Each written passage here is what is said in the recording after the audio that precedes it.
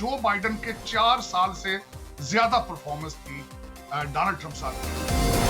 जब अमेरिका अफगानिस्तान से चला गया तो शायद अब अमेरिका के इस खित्ते के अंदर उतने इंटरेस्ट मफादात नहीं रहे जितने पहले थे। हो सकता है पॉलिसी शिफ्ट हो, पेंटागन के अंदर कई तब्दीलियां आने वाली हैं, लेकिन मेरे ख्याल में पाकिस्तान की लोकेशन बहुत अच्छी है। थोड़ा सा मैं आपसे इमिग्रेंट्स के हवाले से जानना चाहूँगी कि ये इस हवाले से कुछ एक रिक्वेस्ट भी गई है बिशप की जानिब से भी कि इस फैसले पे नजरसानी की जाए।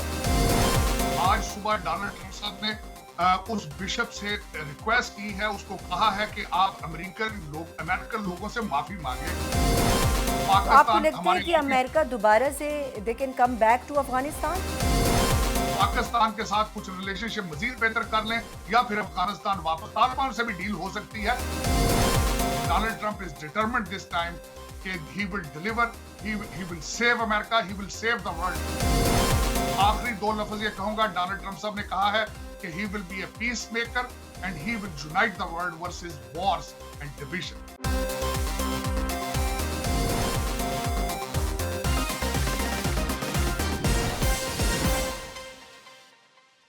अस्सलाम वालेकुम जी, अब तक पॉडकास्ट में मैं हूँ राशिदा सियाल और आज हमारे साथ मौजूद हैं वाशिंगटन डीसी से जनाब साजिद तारड़ साहब, जो कि पाकिस्तानी अमेरिकन बिजनेसमैन भी हैं और इसके अलावा वो फाउंडर हैं, प्रेसिडेंट हैं American Muslims for Trump organisation के और प्रेसिडेंट डोनाल्ड ट्रंप के काफ़ी करीबी साथियों में से एक हैं। उनसे जानेंगे कि अमरीकी सदर डोनाल्ड ट्रंप अब अपना ओहदा संभाल चुके हैं, उनके आने से बेहतरी क्या होगी और उनके आने के बाद, उनके इक़्तिदार के बाद तब्दीलियाँ क्या होंगी। अस्सलाम वालेकुम साजिद तारड़ साहब।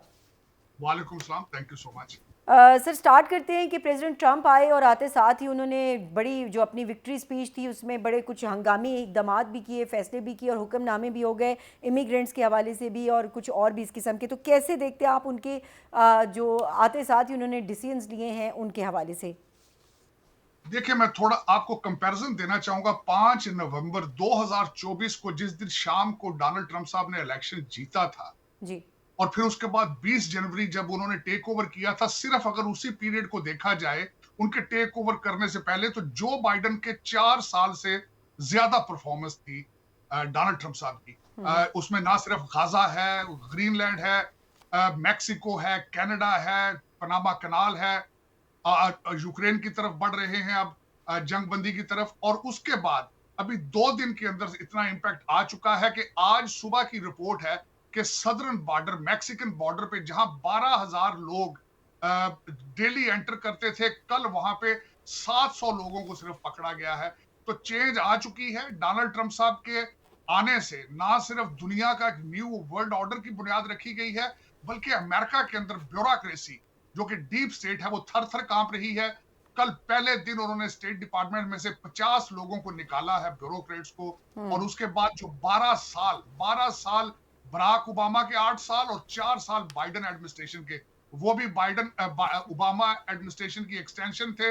12 साल सोशलिस्ट एजेंडा अपने पीक पर था, मेरिट की धज्जियां उड़ाई गई, स्किन कलर, सेक्सुअल ओरिएंटेशन। अब इस वक्त करंट सूरत हाल ये थी कि स्कूलों कॉलेजों के बच्चे रोजाना अमेरिका का झंडा जलाते थे, तोड़ फोड़ करते थे, कोई पूछने वाला नहीं था। मुल्क के अंदर 2 कानून मौजूद थे, एक रिपब्लिकन्स के लिए और डेमोक्रेट्स के लिए। ये भी बताना जरूरी होगा कि पुलिस डिफंडिंग के ऑलमोस्ट फाउंडर कैमला हैरिस थी, और इस वक्त पुलिसिंग ना होने के बराबर है। अमेरिका के कई शहर, बाल्टीमोर है, Philadelphia, Washington DC, Chicago, Los Angeles, ये सारे गजा की शक्ल पेश करते हैं। डोनाल्ड ट्रंप साहब ने अपनी स्पीचेस में कहा कि शर्मिंदगी है कि लॉस एंजलिस के अंदर आज वो अपनी आग भी बुझाने के काबिल नहीं है। कैनेडियन और मैक्सिकन आके वहां पे आग बुझाने की कोशिश कर रहे हैं। ये सिर्फ और सिर्फ 12 साल का वो कल्चर और सोशलिस्ट एजेंडा बराक ओबामा का, ये उसका इख्तिताम हुआ है। ना सिर्फ न्यू वर्ल्ड ऑर्डर होगा, it's a new America, it's a golden period has begun, it has started. और आप देखते जाएंगे कि Donald Trump is determined this time कि he will deliver, he will save America, he will save the world.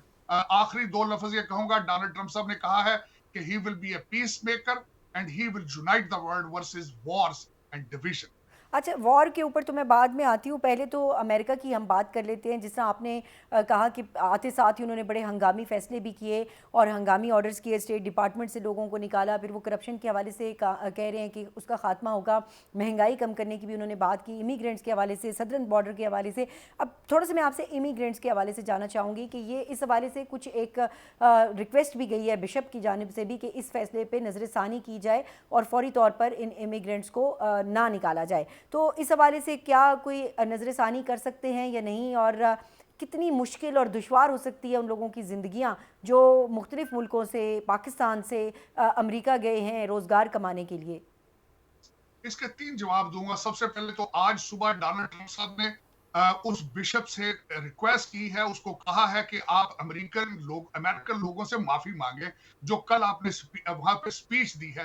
Donald Trump साहब वहाँ पे सरमन के लिए गए थे, इबादत के लिए गए थे, पॉलिटिकल लेक्चर लेने के लिए नहीं गए थे। उन्होंने वहाँ पॉलिटिसाइज़ किया और ये जो कल बिशप जो बोली हैं, इनका पहले भी माज़ी में इसी तरह का था कि she was anti Donald Trump.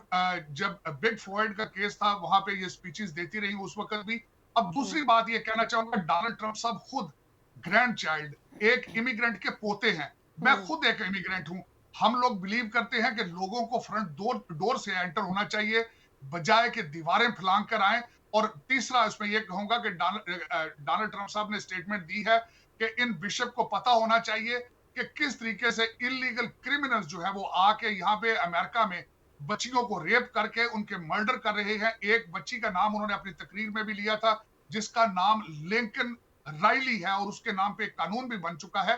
तो दर हकीकत it's a matter of national security, is not a matter of immigration, it's a matter of national security and law and order.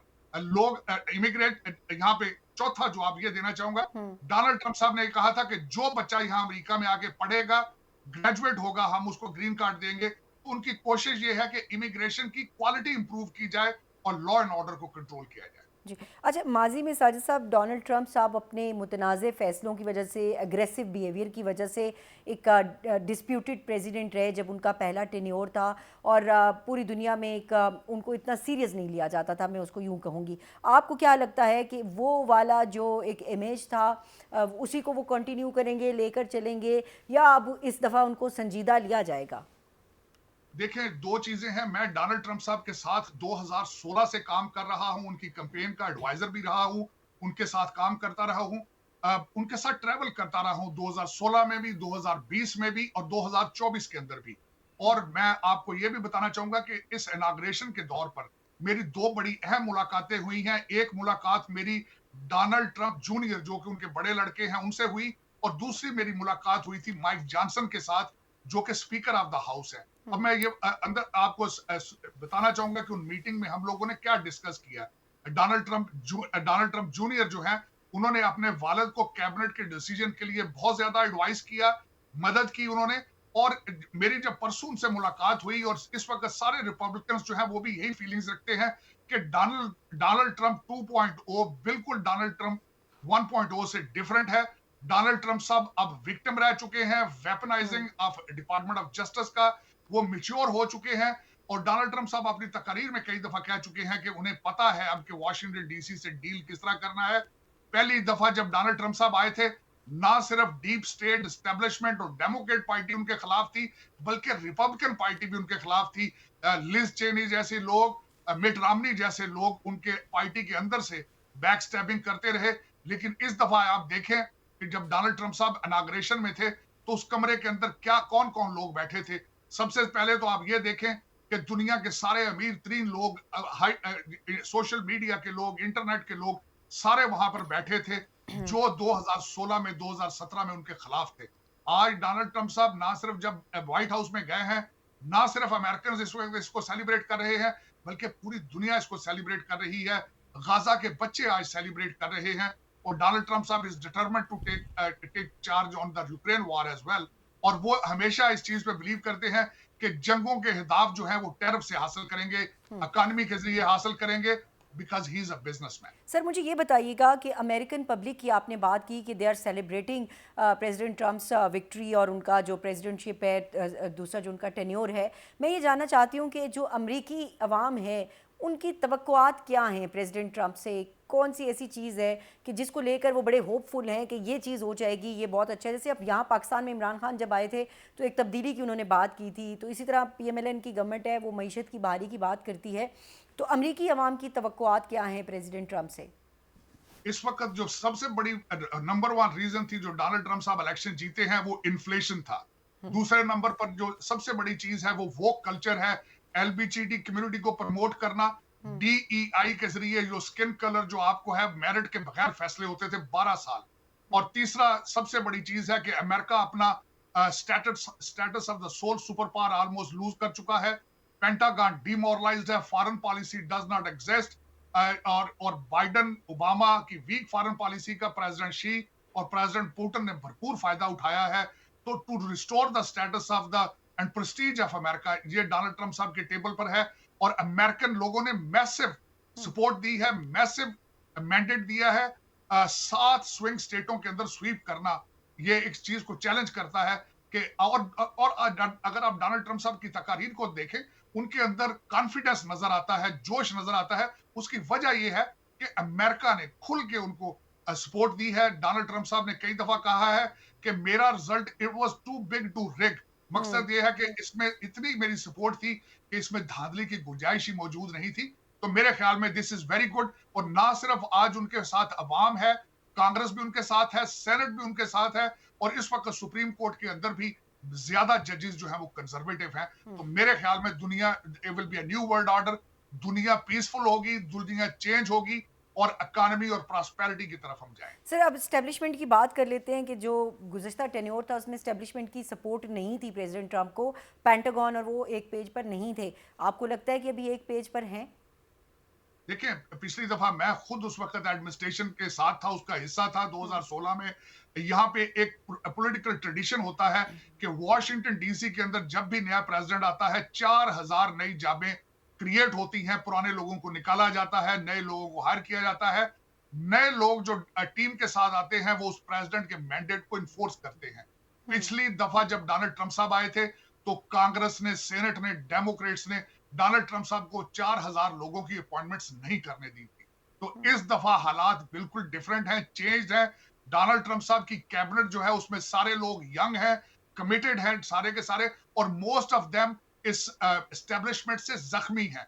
तो मेरे ख्याल में इस दफा आप पहले 2 दिन की परफॉर्मेंस देखें कि डोनाल्ड ट्रंप साहब ने क्या किया है। उन्होंने फॉरेन एड को 90 डेज के लिए सस्पेंड कर दिया है, पेरिस अकॉर्ड से निकल चुके हैं, वर्ल्ड हेल्थ ऑर्गेनाइजेशन से निकल चुके हैं, ड्रिल बेबी ड्रिल पॉलिसी शुरू हो चुकी है।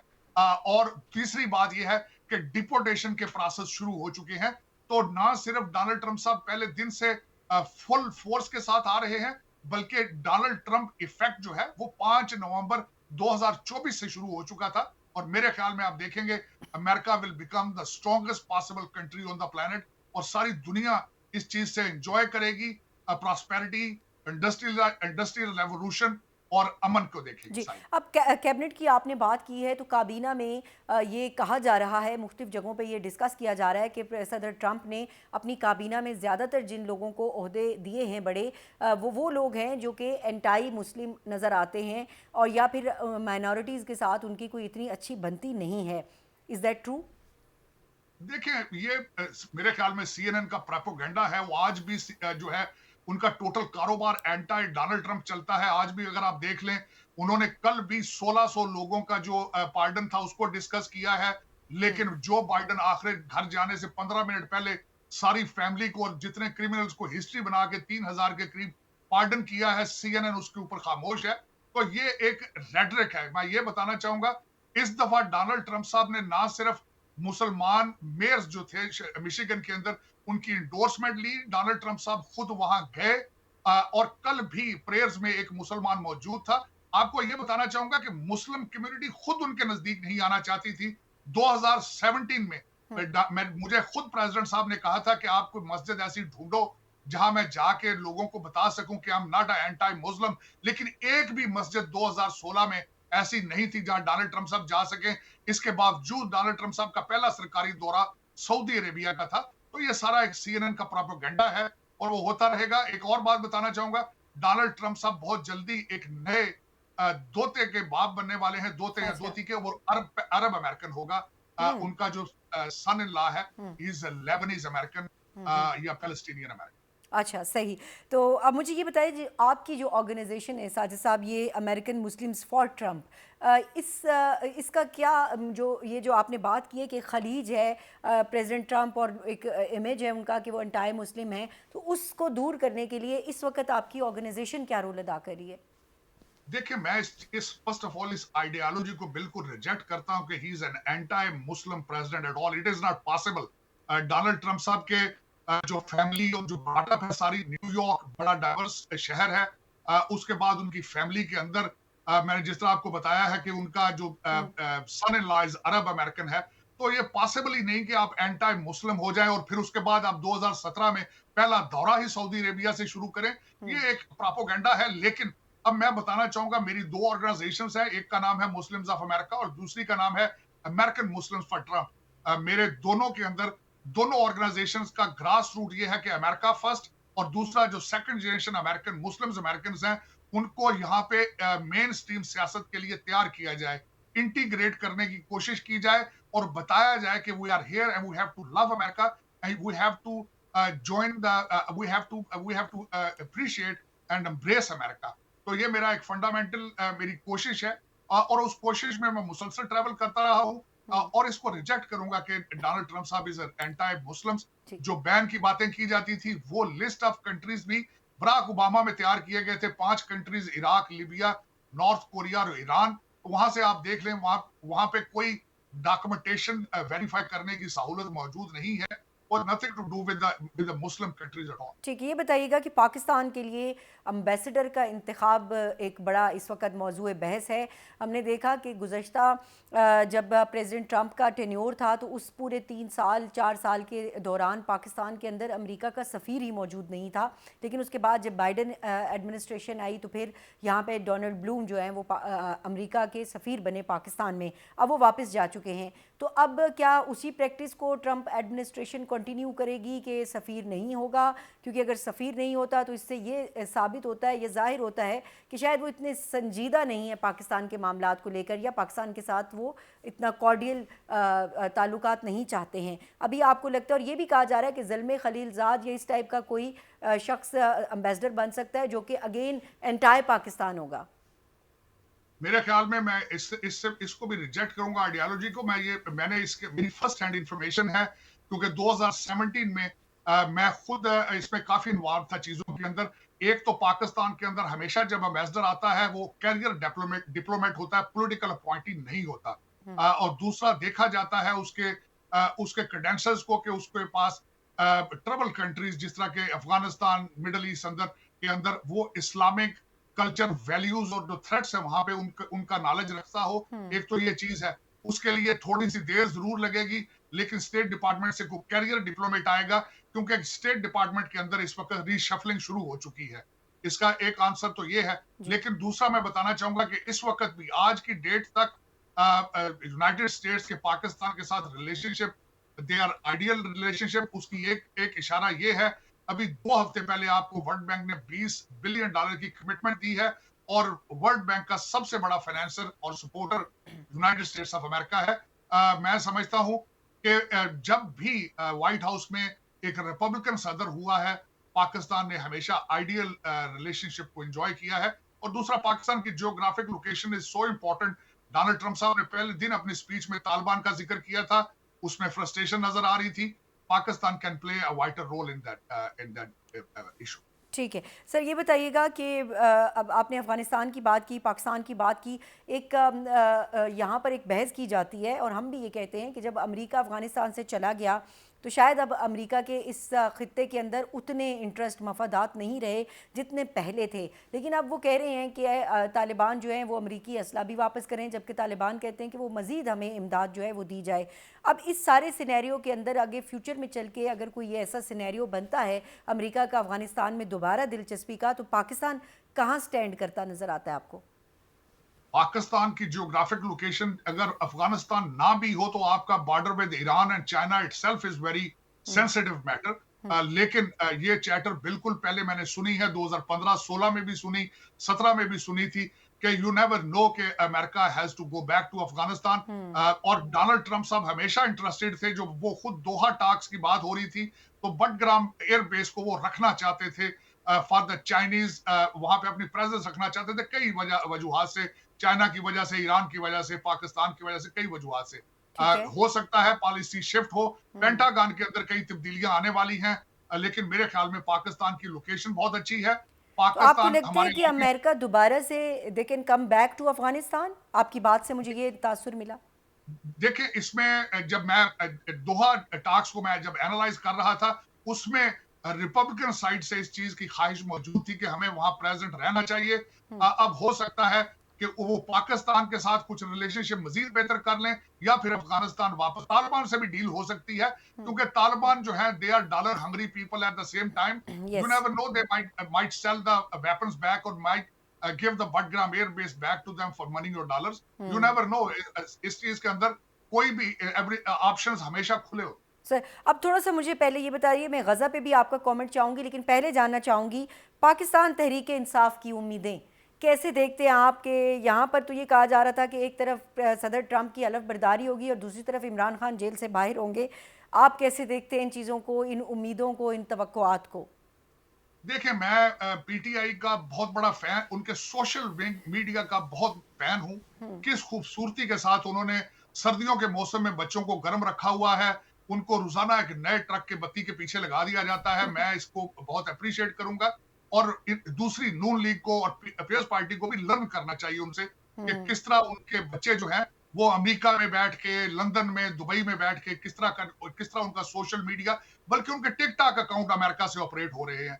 हुँ। तो लेकिन मैं इसमें ये कहूंगा कि आपने देखा होगा, सबसे मैं एक क्वेश्चन बल्कि करना चाहूंगा, डोनाल्ड ट्रंप साहब क्यों परेशान होंगे इमरान खान के लिए यहाँ हुँ। अमेरिका में, जबकि अमेरिका के अंदर इतने बहुत ज्यादा मसाइल हैं, दुनिया जल रही है, थर्ड वर्ल्ड वार की वो ऑलमोस्ट दावा ये हम करते हैं जाने। कि उनकी ज़ाती दोस्ती है, तो डोनाल्ड ट्रंप जो हैं वो पर्सनल ताल्लुकात को बड़ी अहमियत देते हैं। देखे पॉलिटिक्स में और बिजनेस में कोई पर्सनल दोस्तियां नहीं होती। जब पहले भी आए थे तो he came as a prime minister of Pakistan. Yes. मेरे ख्याल में इसमें पर्सनल दोस्तियां नहीं होती। लेकिन यू नेवर नो, काला जादू है, काले बकरे हैं, अगर कोई ट्वीट चली भी गई तो उसका असर नहीं होगा। पाकिस्तान के रिलेशनशिप सऊदी अरेबिया के साथ स्ट्रांग है, मिडल ईस्ट के साथ स्ट्रांग है, और they are the very strong, they have a very strong ties with the Trump regime. तो अभी मैं नहीं अभी समझता अभी कि जो इस वक्त लॉबिस्ट हैं जो अमेरिका में पीटीआई के, और मुशाहिद हुसैन सैयद साहब ने ये दावा किया है कि जो पीटीआई के लॉबिस्ट हैं वो ज़्यादा स्ट्रॉन्ग हैं पाकिस्तान के सरकारी अफसरान यानी एम्बेसडर या सफारती अमले या उन लोगों से। आपको लगता है कि ऐसा है? देखें डॉलर और पाउंडों की बारिश हो रही है इस वक्त, अगर देखा जाए अच्छा। जहां तक अब भी वो पहुंचे हैं, वो सिर्फ डॉलरों और पाउंडों की बोरियों की वजह से पहुंचे हैं। इसके पीछे कोई दो राय नहीं है। वरना जितना अमेरिका डोनाल्ड जितना डोनाल्ड लू को इन्होंने इस्तेमाल हम्म। किया, साइफर के जलसे किए, आपका क्या ख्याल है अमेरिकन एम्बेसडर ने कोई साइफर नहीं भेजा होगा? और दूसरा, अगर देखा जाए तो सौदेबाजी हो सकता है ये कर लें पाकिस्तान के कई चीजों के बारे में। वरना मैं समझता हूँ, और जो लॉबियस इनके थे भी वो इतने कोई फर्स्ट क्लास किस्म के लॉबियस नहीं है। अच्छा। लेकिन अभी तक ये डोनाल्ड ट्रंप साहब की टेबल तक नहीं पहुंच पाए। पर यू नेवर नो, सियासत के अंदर चीजें खुली होती है। लेकिन मुझे लगता नहीं है कि ये इतना बड़ा मसला होगा ट्रंप रजीम। मतलब आपको नहीं लगता कि डोनाल्ड ट्रंप ज़ाती तौर पे इस मसले में दिलचस्पी लेंगे और पाकिस्तान की इस्टेब्लिशमेंट से बात करेंगे कि इमरान खान को रिहा किया जाए? आपको फौरी तौर पे ऐसा कोई चांस नज़र नहीं आ रहा, राइट? मुझे ऐसा बिल्कुल, पहले 100 दिनों के मुझे कोई बड़ा चांस नहीं लगता। अगर बहुत ज्यादा पैसा लगाया जाए, बहुत ज्यादा डॉलर और पाउंड फेंके जाए, तो मैक्सिमम क्या होगा, एक या दो ट्वीट किसी तरफ से आएंगे। इससे ज्यादा मैं नहीं समझता कि कोई वैल्यू आ सकेगी। एक बहुत बड़ा मैंडेट है, और डोनाल्ड ट्रंप साहब के पास सिर्फ 24 महीने हैं। उसके बाद कांग्रेस के इलेक्शन होंगे। अगर उन्होंने अमेरिका को ना ठीक कर पाए, इकॉनमी ना ठीक कर पाए, और प्रेस्टीज रिस्टोर ना कर पाए, तो कांग्रेस पहले भी बड़ी थिन मेजोरिटी है, लूज कर जाएंगे। और मैं नहीं समझता कि डोनाल्ड ट्रंप साहब इस तरह की चीजों के ऊपर अपना टाइम वेस्ट। ठीक, यानी कि वो उनके पास अपने मसाइल बहुत ज़्यादा हैं, वो उनके ऊपर ज़्यादा तवज्जो देंगे, ना कि पाकिस्तान की सियासत पे देंगे। अच्छा साजिद साहब, अब गाज़ा की बात कर लेते हैं। गाज़ा की आपने बात की कि पीस आएगा, अमन आएगा पूरी दुनिया में डोनाल्ड ट्रंप के आने से। आपको लगता है कि ऐसा होगा क्योंकि डोनाल्ड ट्रंप का जो रवैया है वो बड़ा एग्रेसिव रहा है, और फिर उन्होंने अपना ओथ टेकिंग या जो उनका अभी वो थी, उससे पहले उन्होंने एक स्टेटमेंट भी दिया था कि हमास के हवाले से कि हम इनको हेल बना देंगे, तो ये तो बयानात कोई इतने पॉजिटिव नहीं नज़र आ रहे हमें। देखिए, उसमें उन्होंने एक सिग्नल ज़रूर भेजा था कि अगर आप हॉस्टेजेस नहीं छोड़ेंगे, आपको ये भी देखना होगा कि हॉस्टेजेस के अंदर कुछ अमेरिकन हॉस्टेज भी मौजूद हैं। लेकिन दूसरी तरफ अगर देखें, तो जब स्टीव विटकॉफ जाके बीबी नेतन्याहू से बात कर रहे थे, तो डोनाल्ड ट्रंप साहब ने उनके लिए भी कोई इतने अच्छे अल्फाज इस्तेमाल नहीं किए थे। उन्होंने ट्वीट किया था और उन्होंने बड़े सख्त अल्फाज इस्तेमाल किए थे। लेकिन इसमें डोनाल्ड ट्रंप साहब जिस तरह के बार-बार अपनी स्पीचेस में कह रहे हैं कि he will be a peace maker, hmm. It's a difficult objective, no question about it. लेकिन डोनाल्ड ट्रंप साहब डेफिनेटली कोशिश करेंगे कि चीजें, बल्कि इसका हल जो परमानेंट हल है वो तो टू स्टेट सॉल्यूशन है। जी। यू नेवर नो, और डोनाल्ड ट्रंप साहब के आखिरी 4 साल हैं, इब्राहिम अकॉर्ड के पीछे जाएंगे और अपना कोशिश करेंगे। मैं चैटर सुन रहा हूँ वॉशिंगटन डीसी में कि यू नेवर नो कि डोनाल्ड ट्रंप में move towards the two state solution. ठीक है। तो ये जो हमने दोहा टॉक्स की अब पहले हम बात कर रहे थे, तो उसके अंदर भी ज़ाहिर है ट्रंप एडमिनिस्ट्रेशन को उसका क्रेडिट जाता है, मगर बहुत सारे लोग पाकिस्तान के अंदर बैठे हुए लोग ये समझते हैं कि वो बहुत जल्दबाजी में पुल आउट किया अमेरिका ने। अब ऐसा कोई जल्दबाजी में अकॉर्ड तो नहीं होगा इसके हवाले से, गाज़ा के हवाले से?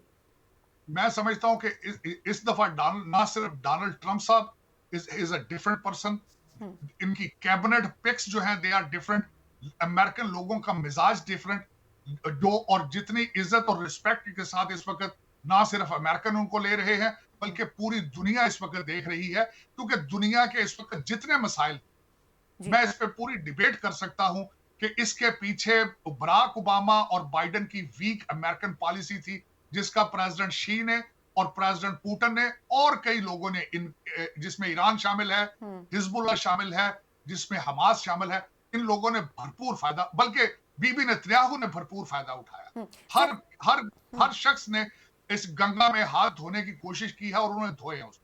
अच्छा, अभी आपने जो बात की चाइनीज़ प्रेसिडेंट की आपने बात की, रशियन प्रेसिडेंट की बात की, और ईरान की हम अगर बात करें, इधर कुछ ताल्लुकात बेहतर होंगे, पीस मेकर अगर हैं, तो फिर यहाँ पर भी जो तनाव है इतने अरसे से, और जो बहुत ज़्यादा सिचुएशन ख़राब हो गई स्पेशली यूक्रेन वॉर के अंदर, फिर रशिया के साथ जो तनाज़ा है उसके अंदर ईरान के ऊपर अटैक का खदशा ज़ाहिर किया जा रहा है, ये सारा सिनेरियो कैसे बनता देखते हैं आप?